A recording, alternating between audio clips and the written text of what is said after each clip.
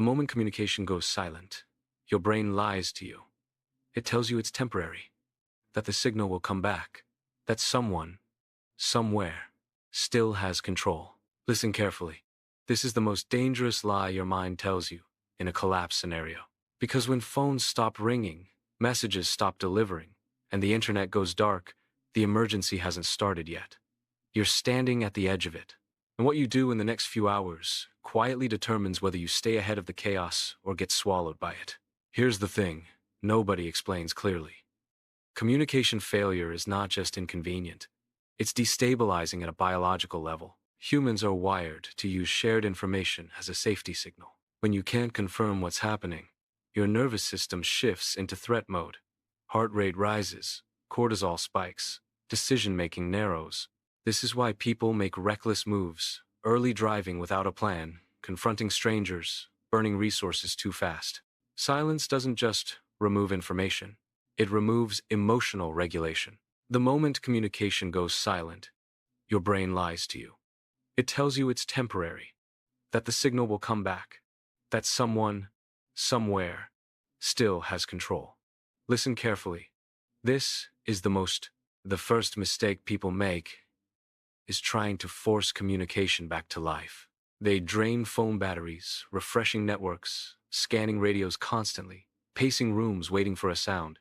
This behavior feels productive, but it quietly wastes your most valuable assets: energy, power, and mental clarity. Communication outages almost never resolve quickly in real collapse scenarios. Grid failures cascade. Towers lose backup power. Data centers throttle. The correct move is counterintuitive. Stop chasing the signal. Preserve your devices. Put phones on airplane mode. Turn radios on at scheduled intervals, not continuously. Silence discipline is survival discipline. Once the noise stops, information becomes physical instead of digital. You learn by observing changes, not updates. Smoke on the horizon. Unusual traffic flow. The absence of normal sounds like planes, trains, or distant city hum. Your brain needs a new input system.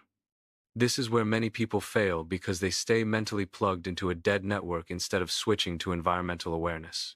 Go outside briefly. Listen. Smell the air. Watch how people move. Are they rushing or lingering? Are businesses closing fast or staying open? These cues tell you more than any broken screen. This section is based on practical field survival experience, rather than formal academic sources. The next danger arrives quietly. Misinformation spreads faster when communication is fragmented. When people can't verify facts, rumors become substitutes for certainty. Someone heard the water is contaminated. Someone knows evacuation is mandatory. Someone claims violence has started 3 blocks away. Acting on unverified information during silence is how crowds self-destruct. The rule here is simple, but hard to follow. Never act on single-source information. If you hear something once, assume it's wrong. If you observe it twice from different angles, pay attention. If you can physically confirm it, then and only then, adjust your plan. Now let's talk about movement. Because silence tempts people to move too early. When communication collapses, people feel exposed and want to regroup family, friends, familiar places. The instinct makes sense, but movement without information is one of the fastest ways to walk into danger. Roads become choke points. Crowds amplify panic. Fuel disappears without warning.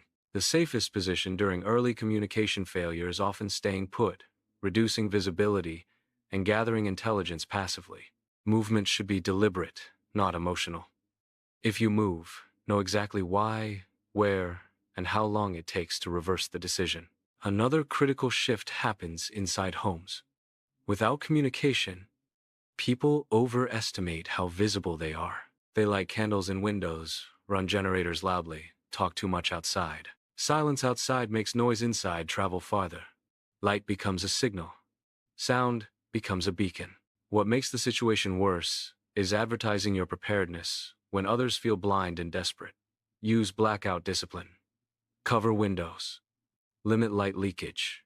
Run power sources intermittently. In silence, anonymity is safety. At the same time, Total isolation is also dangerous. Humans need small, controlled information loops. The solution is not zero communication, but low-profile communication. This is where analog tools matter: battery radios, written notes, predetermined check-in times with trusted neighbors.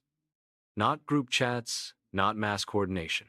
Small, quiet, intentional exchanges. One neighbor checking another. One message left at a known location.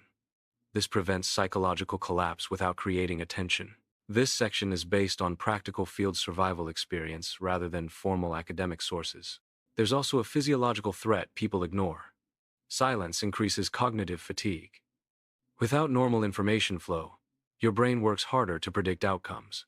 You'll feel exhausted faster, irritable, impulsive.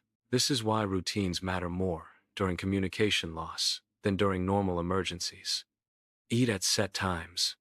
Sleep even if you don't feel like it. Write plans down so your brain doesn't spin endlessly. Structure replaces signal. It keeps you rational when uncertainty tries to take over. What makes everything worse, dramatically worse, is trying to become the information hub. People who start relaying messages, collecting rumors, or acting as informal leaders without verified data attract responsibility and risk.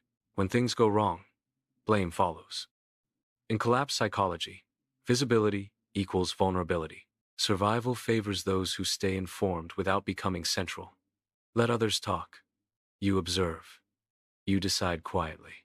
As hours stretch into days, communication silence changes social behavior. People become more territorial. Trust contracts to smaller circles. Acts of kindness coexist with sudden aggression. Don't mistake early cooperation for long-term safety. Share selectively. Help without revealing supplies. Decline information trades that require disclosure. Silence rewards restraint, not generosity without boundaries. Eventually, some form of communication may return, but distorted. Partial networks, delayed messages, conflicting reports. This phase is even more dangerous than total silence because it restores false confidence. People act on outdated instructions. They assume systems are stabilizing when they're not. Treat returning communication as unverified until proven consistent over time. Stability isn't an announcement, it's a pattern. The real skill during communication collapse isn't technology, it's psychology. Can you tolerate not knowing? Can you resist the urge to react? Can you slow down while others accelerate into mistakes? Most people can't. That's why silence kills indirectly. Not through lack of messages, but through rushed decisions made to escape discomfort. So if communication goes silent, remember this. Stop chasing signals. Start reading reality. Preserve power. Reduce visibility. Verify physically. Move only with purpose. Build quiet routines. Stay informed without becoming exposed. The people who survive aren't the ones who know the most, they're the ones who panic the least. Because when the world goes quiet, it's not empty. It's watching how you respond. Please stay connected, and don't forget to like, subscribe, and comment to Psych Logic Dose.